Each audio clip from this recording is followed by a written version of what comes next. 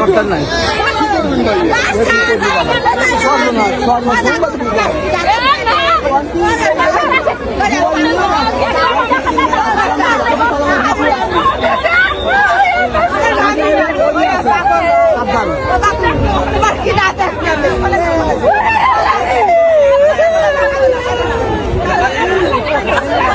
আমার মেয়ে আছে ভাই, এখন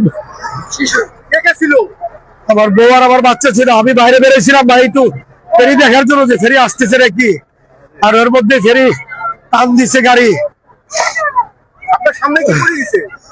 আমার সামনেই পড়ছে ভাই, গাড়ি রানিং এ টান দিচ্ছে ফেরি তোলার লেগে। তোলা দেওয়ার পরে গাড়ি ব্রেক খুলে গেছে। ব্রেক খোলার কারণে এই গাড়িটা এখান দিয়ে বাজার মানে চেষ্টা করছিল, মানে ড্রাইভারে খুব মানে কাতে করছিল যে বাজার লেগে তুমি বাজে নাই অতিরিক্ত না করার কারণে ফেরি ডাইরেক্ট উল্টে মানে এবার নিচ ফেলে নামছে। নিচ ফেলে নামে আটা উল্টান দেওয়ার পরে মনে করলেন যে এইভাবে মনে করলেন যে আস্তে আস্তে তলায় গেছে। যাত্রী আসলে মেলা যাত্রী ফুল যাত্রী ছিল, 5-7 লোক বাঁচছে, তারপর আর বাঁচে নাকি ফুল যাত্রী ভরা সিদ্ধের বাজার তো সোয়াদ পরিবহন রাজবাড়ি। আপনি বলেন রাজবাড়ি কালোখালী থেকে আসে যে গাড়িটা এখানে আসে পড়ে যায় সোহার্দ পরিবহন, এরকম বলেন। রাজবাড়ি কালোখালী যে গাড়িটা আসে সোহার্দ পরিবহন, সেই গাড়িটাই পড়ে গেছে এভাবে ডাঙে একদম ব্রেক ফেলে। মানে ড্রাইভার বাঁচাতে পারে নাই, ড্রাইভার চেষ্টা করছিল, ড্রাইভার ভিতরে ছিল, ড্রাইভার বেরোতে পারে নাই।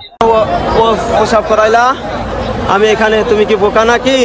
তুমি আমার এখানে নামে প্রস্রাব করাইলা। বাবা তুমি এখানে প্রস্রাব করো, গাড়িতে উঠে ফেরি গাড়িতে উঠলে আমি ওযু করবো, নামাজ পড়বো।